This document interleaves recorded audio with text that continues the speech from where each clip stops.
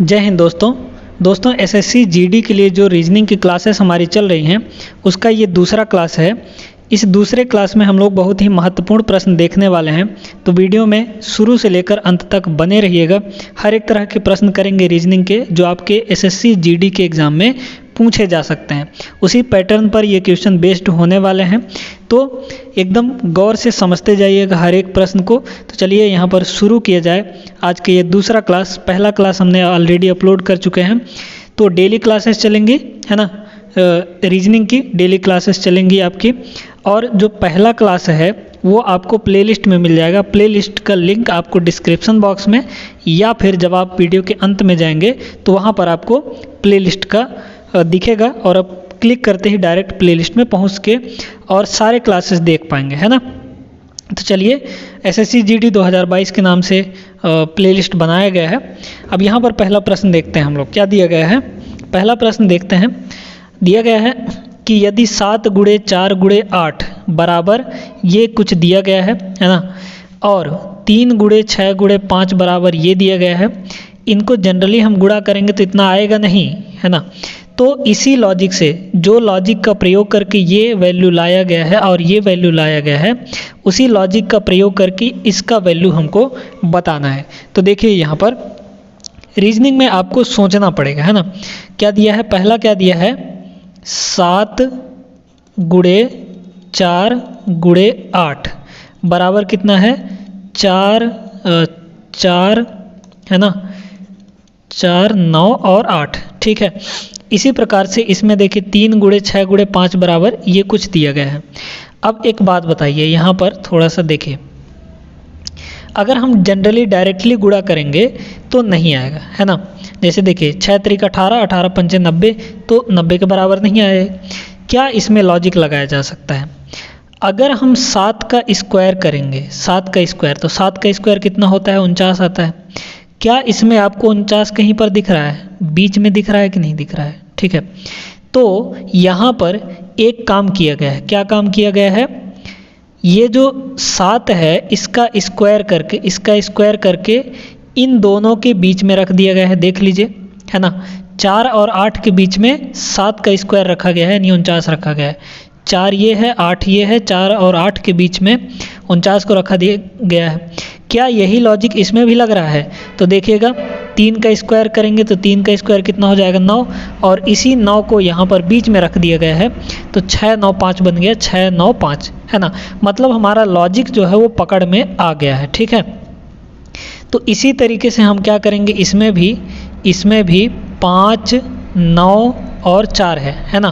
तो हम क्या करेंगे, इसका स्क्वायर करेंगे तो ये हो जाएगा कितना, 25 हो जाएगा। इसको स्क्वायर करते ही 25 हो जाएगा, और इस 25 को हम इन दोनों के बीच में रखेंगे। तो इन दोनों के बीच में रखिए तो 9, फिर बीच में हो जाएगा 25, है ना, और किनारे में 4, यानी 9 2 5 4 आपका आंसर हो जाएगा। कौन सा ऑप्शन सही हो रहा है, यहाँ पर ऑप्शन ए करेक्ट आंसर बन जाएगा। तो इस तरीके से आपको लॉजिक लगाना है, सोचना है, तब प्रश्न बन पाएंगे, ठीक है। चलिए चलते हैं, अगला प्रश्न देखते हैं। अगला प्रश्न देखिए दोस्तों, यहाँ पर दिया गया है, दिए गए विकल्पों में से लुप्त संख्या कौन सा होगा, है ना। इसमें देखिए, इसको जरा गौर से देखिए, यहाँ पर 8 7 6, उसके बाद ये 90 आ गया है किसी लॉजिक का प्रयोग करने के बाद, फिर 7 6 5, इन सभी में कुछ ना कुछ लॉजिक लगाने के बाद 65 आया है। इसी तरीके से जो लॉजिक इन दोनों में लगा है वही लॉजिक इस रो में भी लगने वाला है, यानी इस कॉलम में भी लगने वाला है। तो देखिएगा कैसे करेंगे, क्या हम इन सभी को स्क्वायर करके गुणा, या फिर डायरेक्टली अगर गुणा करें सभी को तो क्या 90 के बराबर आएगा। देखिएगा 8 7 56, है ना, 56 छक्के बहुत ज़्यादा हो जाएगा, 90 नहीं आ गया, यानी तीनों का गुणा करेंगे तो नहीं आएगा। क्या हम गुणा करके जोड़ सकते हैं इनको, देखिए तो 8 7 56, 56 6 कितना हो जाएगा, 62, नहीं आया 90 के बराबर। इसका मतलब ये लॉजिक भी हमारा सही नहीं होगा। एक बात बताइए, यहाँ पर 90 है ना, तो यहाँ पर देखिए अगर इन दोनों को जोड़ दें हम तो 8 और 7 कितना हो गया, 15 हो गया, है ना। इस 15 का अगर हम 6 के साथ गुणा करें तो 15 छक्के कितना हो गया, 90 हो गया। इसका मतलब एक लॉजिक हमारे पकड़ में आया है कि इन दोनों को जोड़ के तीसरे के साथ गुणा कर देंगे तो हमारा ये वाला आ रहा है। क्या यही लॉजिक बीच वाले में भी लग रहा है, देखिए 7 और 6 को जोड़िए तो कितना आएगा, 13 आएगा, है ना, 13 आ जाएगा। और 13 का गुणा आप 5 से करिए, क्या 65 आ रहा है, 13 पचे 65, हाँ बिल्कुल सही है ना। इसका मतलब हमको लॉजिक पकड़ में आ गया है। क्या करना है आपको, इन दोनों को जोड़ के और इससे मल्टीप्लाई कर देना है ना, इससे गुणा कर देना है। तो इन दोनों को जोड़िए तो 6 और 5 हो जाएगा 11, और इस वाले से गुणा कर देना है, यानी 4 से गुणा कर देंगे तो कितना आ जाएगा, 44 आ जाएगा। यानी आपका ऑप्शन इस प्रश्नवाचक चिन्ह के जगह पर क्या होगा, 44 हो जाएगा। आपका ऑप्शन यहाँ पर बी एकदम करेक्ट आंसर बन जाएगा। तो उम्मीद है कि ये भी आपको अच्छे से क्लियर हो गया होगा। चलते हैं अगले प्रश्न पर। अगला प्रश्न देखिएगा, यहाँ दिया गया है, दिए गए विकल्पों में से संबंधित संख्या को चुनिए। संबंधित संख्या है ना, यहाँ पर दिया गया है आपसे 5, है ना, फिर उसके बाद 21, फिर यहाँ पर समानुपात 7, फिर इसके बाद प्रश्नवाचक चिन्ह। यानी इसका मतलब ये है कि जिस तरीके से 5 से 21 बना होगा उसी तरीके से 7 से ये अगला वाला संख्या बनेगा हमारा, ठीक है। तो देखिए 5 से 21 हम कैसे कैसे बना सकते हैं। तो एक तो तरीका है कि आप क्या करेंगे यहाँ पर 5 को 4 से गुणा करेंगे तो 5 चौको कितना हो जाएगा, 20 हो जाएगा, और 1 जोड़ देंगे इसमें तो 21 आ जाएगा, है ना। 5 चौको 20, 5 को 4 से गुणा करेंगे तो कितना आ गया हमारा, 21 आ गया, ठीक है। यहाँ पर देखिए क्या हम 7 को 4 से गुणा करके 1 जोड़ेंगे तो हमारा देखिए कितना आएगा, 7 चौको 28, 28 1 कितना हो जाएगा, 29 हो जाएगा। तो क्या यहाँ पर 29 सही ऑप्शन होगा, बिल्कुल नहीं, 29 हमारा यहाँ पर नहीं है, यानी ये लॉजिक हमारा फेल हो गया, ठीक है। अब यहाँ पर थोड़ा सा इसको और समझिए। देखिए यहाँ पर हमने क्या किया कि 5 को 4 से गुणा की, यानी 5 को 1 कम से गुणा करके 1 जोड़ दिए, है ना। तो यहाँ पर भी क्या हम 7 को 1 कम से, यानी 7 को 1 कम से गुणा करिए, यानी 6 से गुणा करिए और 1 जोड़िए, क्या आंसर आ रहा है यहाँ पर, तो 7 छांग 42 और 1 कितना हो जाएगा, 43। क्या कहीं पर 43 है, बिल्कुल सही ऑप्शन, ये हमारा बी करेक्ट आंसर हो जाएगा। तो यहाँ पर क्या लॉजिक लग रहा था कि ये जो संख्या है 5, इसको 1 कम करिए और गुणा कर दीजिए। तो 5 को किससे गुणा करना है, इससे 1 कम से, तो इसका 1 कम क्या होगा, 4 होगा, ये कितना आ गया, 20 आ गया, और इसमें 1 जोड़ दिए। इसमें भी वही तरीका करना है, 7 को इसके 1 कम से गुणा करना है और 1 जोड़ देना है, यानी 7 छक्के 42 और 1 जोड़ दिए तो 43 आ गया। आपका ऑप्शन यहाँ पर 43 है, इसीलिए ये हमारा करेक्ट आंसर बन जाएगा, ठीक है। तो ये भी उम्मीद है कि आपको समझ में आ गया होगा। चलते हैं अगले प्रश्न पर। अगला प्रश्न देखिए, यहाँ पर दिया गया है, दर्पण में देखने पर एक घड़ी, है ना, दर्पण में देखने पर एक घड़ी 4:40 का समय दर्शाती है ना। एक घड़ी है, उस घड़ी को दर्पण के सामने रखा गया और दर्पण पर जो घड़ी का प्रतिबिंब बन रहा है, इमेज बन रहा है, उस पर कितना समय बता रहा है, 4:40, है ना, 4:40। ये दर्पण पर दिख रहा है, यानी दर्पण इमेज में कितना प्रतिबिंब है, क्या समय है हमारा, 4:40, ठीक है। तो पूछ रहा है कि वास्तविक समय क्या होगा, यानी जो एक्चुअल में घड़ी पर समय होगा वो कितना होगा, बताना है आपको, है ना। तो देखिएगा, चाहे दर्पण प्रतिबिंब हो, है ना, चाहे मिरर इमेज हो, मिरर इमेज, है ना, मिरर इमेज से जो हमारा रियल, है ना, रियल टाइम है उसको बताना हो, या फिर रियल टाइम से आपको मिरर इमेज बताना हो, आपको एक ही काम करना है। ट्रिक सीखिए इसका ट्रिक क्या है, इसका ट्रिक ये है कि आपको यहाँ पर 11:60 से घटा देना है इसको, है ना। देखिए, चाहे दर्पण प्रतिबिंब देकर वास्तविक समय पूछा जाए या फिर वास्तविक समय देकर दर्पण प्रतिबिंब पूछा जाए, आपको क्या करना है, 11:60 में दिए गए समय को घटा देना है तो आपका उत्तर आ जाएगा, है ना।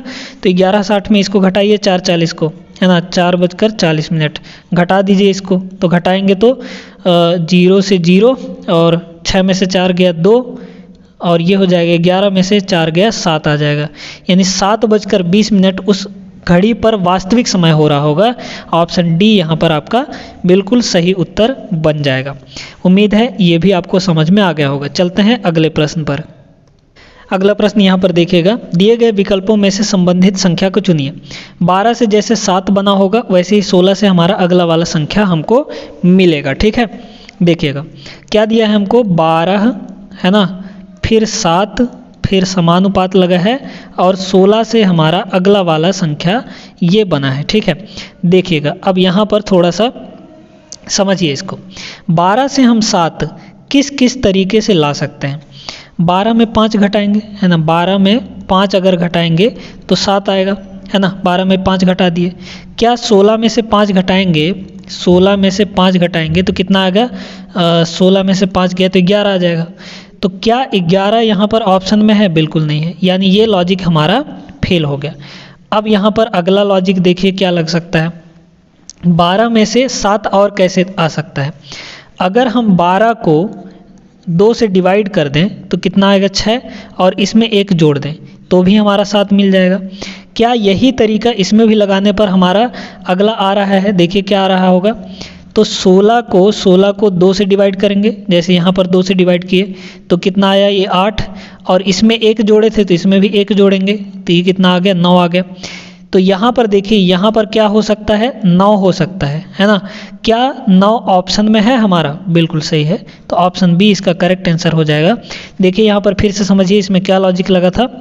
इस वाले संख्या को 12 को 2 से डिवाइड करके 1 जोड़ना है तो हमारा 7 आ गया, यानी इसको 2 से डिवाइड करके 1 जोड़ेंगे तो 7 आएगा। इसी तरीके से 16 को 2 से डिवाइड करके 1 जोड़ेंगे तो हमारा यहाँ वाला संख्या मिल जाएगा है ना, यानी 9 मिल जाएगा हमको। तो उम्मीद है कि ये भी आपको क्लियर हो गया होगा। चलते हैं अगले सवाल पर।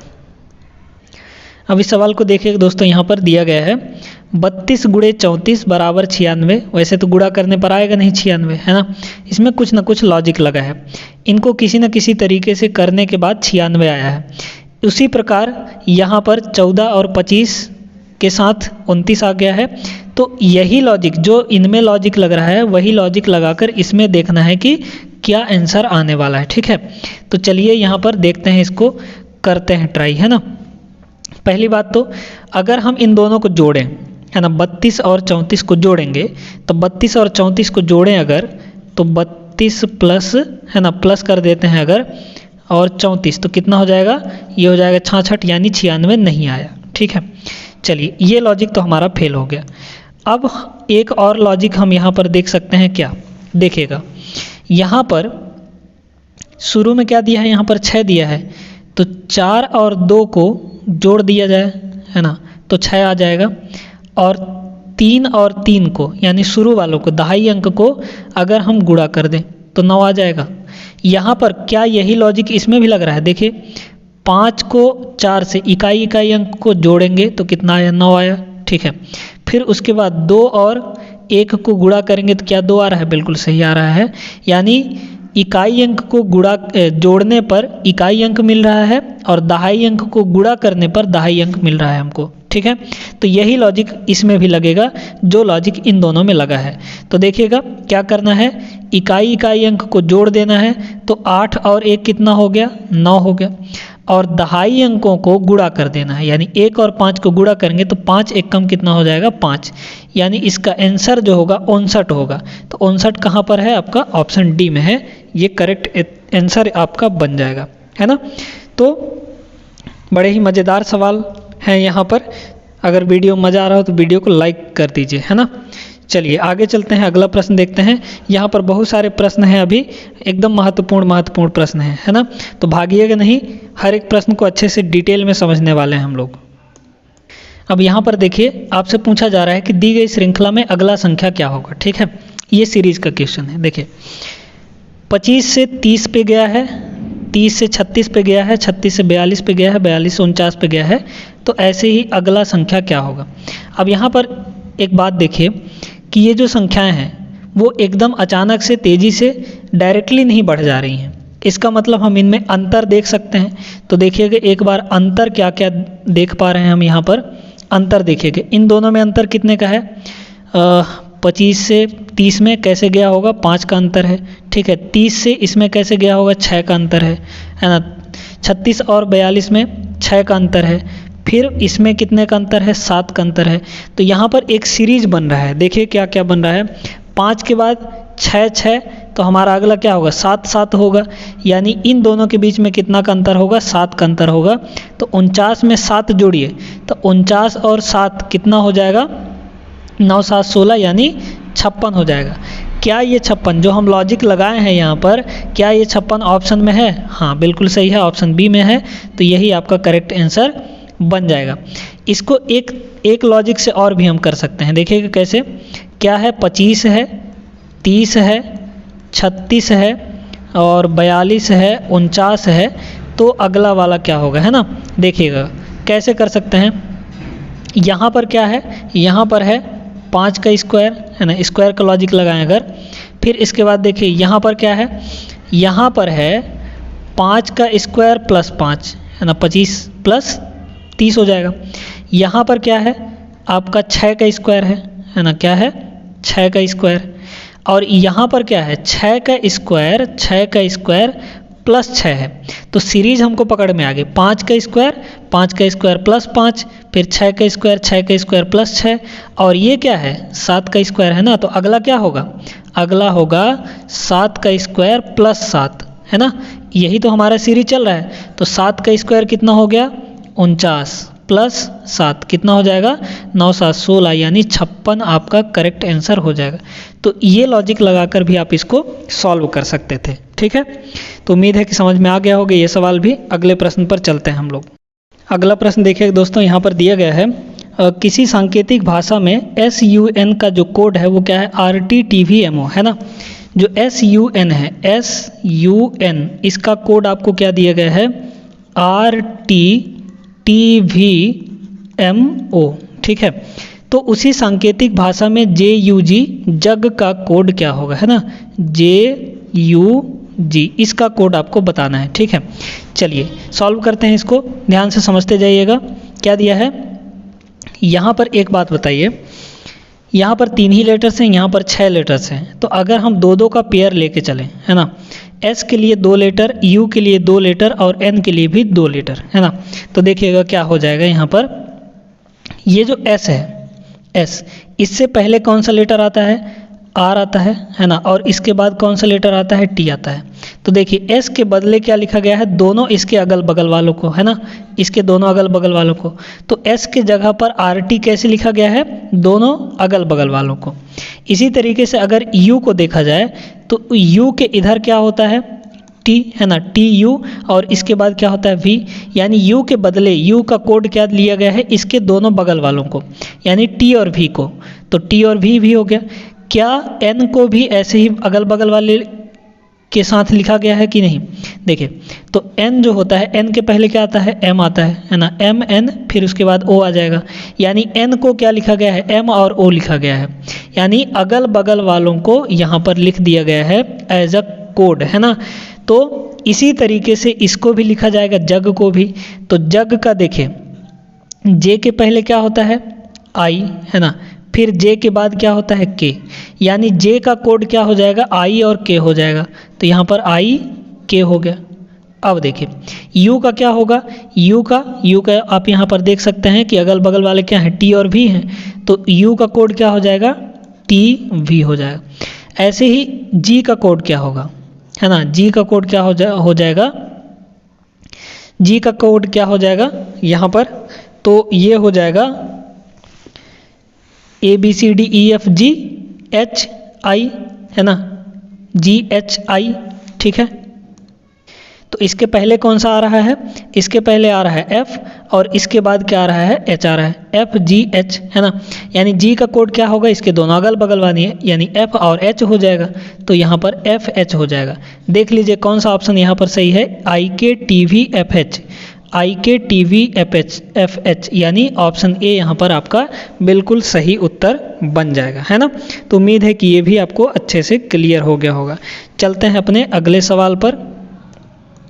चलिए ये प्रश्न देखिएगा, यहाँ पर बड़ा ही मस्त सवाल है, बड़ा ही शानदार सवाल है। क्या दिया है, एक व्यक्ति 4 किलोमीटर ठीक उत्तर में आता है, फिर क्या करता है, 6 किलोमीटर ठीक पूर्व में जाता है और फिर 4 किलोमीटर ठीक उत्तर में जाता है तो वह अपने प्रस्थान स्थल से कितना दूर है। ठीक है, चलिए आपको यहाँ पर थोड़ा सा डायरेक्शन बता देते हैं क्या क्या होता है।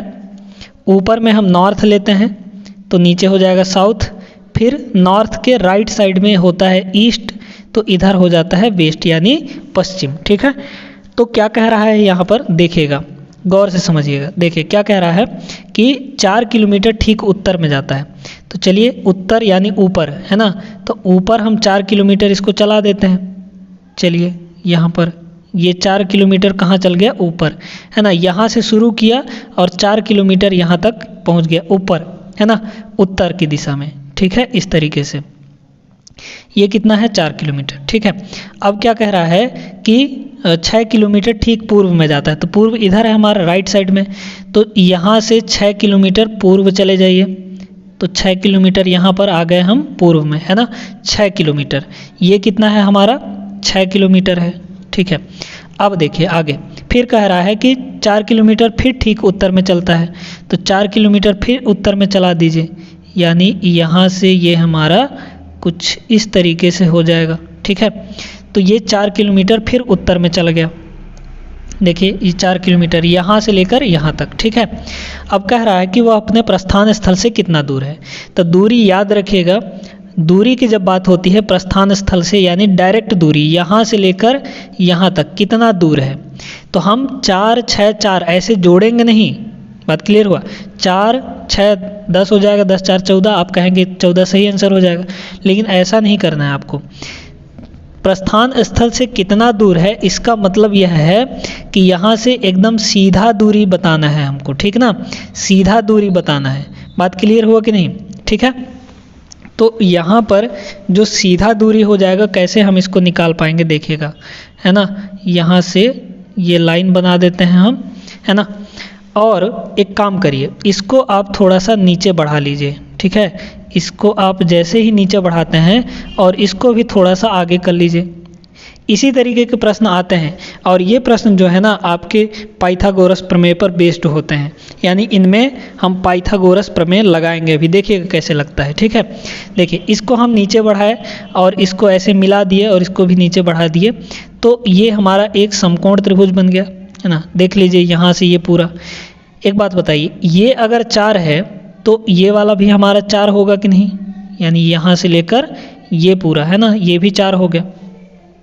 ये यहाँ से लेकर यहाँ तक 6 है, तो ये टोटल दूरी भी हमारी कितनी हो जाएगी, 6 हो जाएगी।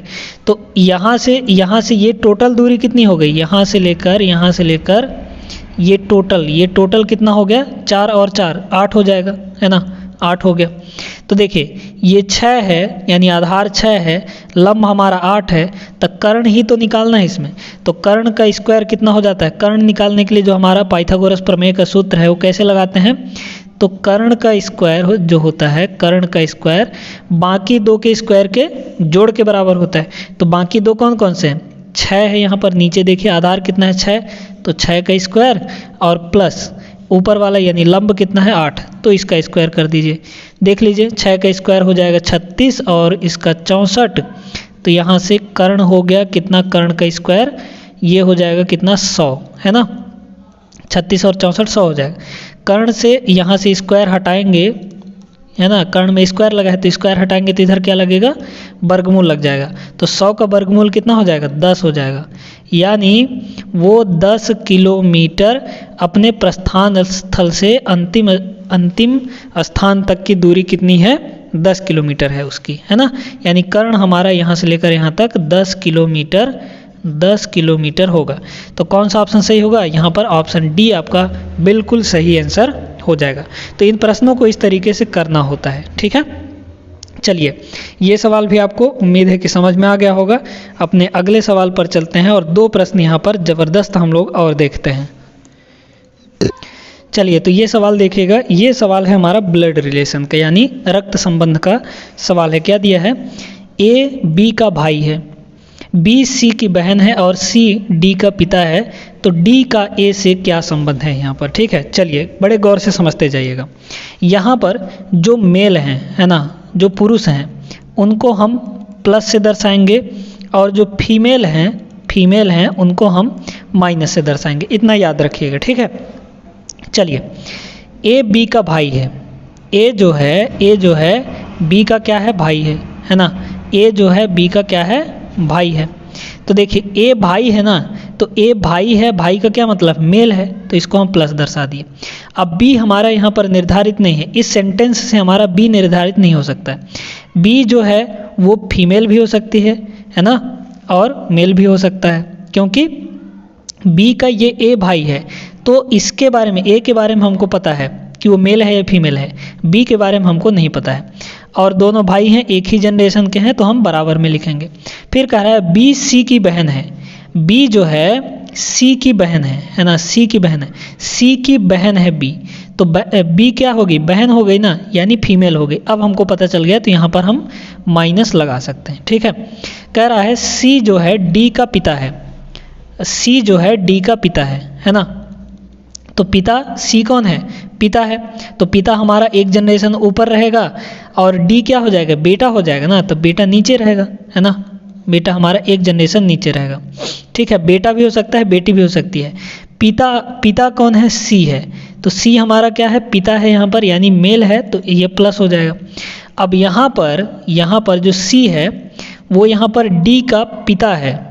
डी के बारे में हमको नहीं पता है कि ये लड़की है या लड़का है, क्योंकि लड़की का भी ये पिता हो सकता है सी, और लड़के का भी तो पिता हो सकता है, यानी दोनों भाई बहनों के पिता हो सकता है। तो डी के बारे में हमको कुछ भी नहीं पता है कि यह प्लस होगा या माइनस होगा, यानी मेल होगा या फीमेल होगा, डी के बारे में हमको नहीं पता है, यहाँ पर निर्धारित नहीं किया जा सकता। तो आप कहेंगे, एक तरह से आप ऐसे भी लॉजिक लगा सकते हैं, आप कहेंगे कि ए और डी में क्या रिलेशन होगा, तो आप कहेंगे सीधा कि भतीजा, तो भतीजा गलत हो जाएगा। क्यों, क्योंकि हमको यहाँ पर नहीं पता है कि ये मेल है या फीमेल है। मेल होता, अगर पता होता तो भतीजा होता, है ना, ये हमको यहाँ पर निर्धारित ही नहीं किया जा सकता है यहाँ पर, तो ऑप्शन कौन सा सही होगा, डी ऑप्शन सही हो जाएगा, है ना। यहाँ पर संबंध नहीं बताया जा सकता। अगर यहाँ पर इसका हमको संबंध पता चल जाता, है ना, या फिर यहाँ पे कोई और ऑप्शन होता तो हम भतीजा पे लगा देते, लेकिन यहाँ पर एक ऑप्शन ये भी है कि निर्धारित नहीं किया जा सकता है, तो हमारा यही ऑप्शन सही होने वाला है, ऑप्शन डी, क्योंकि यहाँ पर नहीं पता लगा सकते ना कि ये जो है ये मेल है या फीमेल है। डी हमारा जो है वो मेल है या फीमेल है, नहीं पता है, भतीजी होगा या भतीजा होगा, कैसे बता सकते हैं, ठीक है। तो उम्मीद है कि ये वाला भी आपको क्लियर हो गया होगा, समझ में आ गया होगा। चलिए एक प्रश्न यहाँ पर और हम लोग देखते हैं, और इस सेशन को आज का यहीं पर ख़त्म करते हैं, ठीक ना, एक प्रश्न देखने के बाद। चलिए देखते हैं अगला प्रश्न दिया गया है, दिए गए विकल्पों में से लुप्त संख्या ज्ञात कीजिए, यानी ये जो प्रश्नवाचक चिन्ह है यहाँ का संख्या हमको बताना है, ठीक है। चलिए देखिए, तो जिस तरीके से हमारा यहाँ पर, एक बात बताइए, ये जो बीच वाली संख्याएं हैं वो हमको बड़ी बड़ी दिख रही हैं, है ना, इसका मतलब ये है कि इन दोनों किनारों वालों में से कुछ ना कुछ करके बीच वाला लाया गया है, ठीक है। तो देखिएगा, इस 2 और 4 को मिलाकर हमको 10 कैसे मिलेगा, हम ये लॉजिक पकड़ेंगे पहले, है ना। तो अगर हम इन दोनों का गुणा कर दें तो 2 गुणे 4, है ना, 2 गुणे कितना 4, कितना हो जाएगा, ये 8 हो जाएगा, और हमको 10 लाना है ना, तो इसमें 2 जोड़ दें तो बीच वाला आ जाएगा, है ना। क्या यही लॉजिक यानी इन दोनों को गुणा करके 2 जोड़ने पर 17 आ रहा है कि नहीं, तो 3 का गुणा 5 से करेंगे किनारे किनारे वालों को, तो 3 गुणे 5 कितना हो जाएगा, 15 हो जाएगा, और इसमें फिर से 2 जोड़ दें अगर तो कितना हो गया, 17 हो गया, यानी बीच वाला हमको मिल गया। तो हमको लॉजिक पकड़ में आ गया, क्या पकड़ में आया कि दोनों किनारे का गुणा करके 2 जोड़ देना है तो बीच वाला हमको मिल जाएगा। वही काम यहाँ भी करना है, दोनों किनारे वालों को गुणा कर दीजिए, तो 3 गुणे 4 कितना हो गया, यहाँ पर 12 हो गया, और क्या जोड़ रहे हैं हम यहाँ पर, 2 जोड़ रहे हैं, तो 2 जोड़ दीजिए, इसमें कितना हो जाएगा, 12 2 14, यानी बीच में इस प्रश्नवाचक की जगह पर क्या होगा आपका यहाँ पर आंसर, 14 होगा। तो ऑप्शन सी यहाँ पर एकदम करेक्ट आंसर बन जाएगा। तो उम्मीद है कि ये वाला प्रश्न भी आपको अच्छे से समझ में आ गया होगा। तो आज की इस वीडियो में बस इतना ही। वीडियो पसंद आया हो तो वीडियो को लाइक कर दीजिए और चैनल को सब्सक्राइब कर लीजिए ज़रूर से, क्योंकि यहाँ पर एसएससी जीडी के लिए जो रीजनिंग है उसको हम पूरा कंप्लीट कराने वाले हैं आपको, है ना। डेली 10 प्रश्न लेकर आएंगे, अच्छे से उनको समझेंगे, और यहाँ पर बहुत सारी चीज़ें, नई चीज़ें हम लोग सीखने वाले हैं। ठीक है, तो चलिए आज के वीडियो यहीं पर ख़त्म करते हैं। नेक्स्ट वीडियो में मिलेंगे अगला क्लास लेकर। तब तक आप सभी अपना ख्याल रखिए। जय हिंद।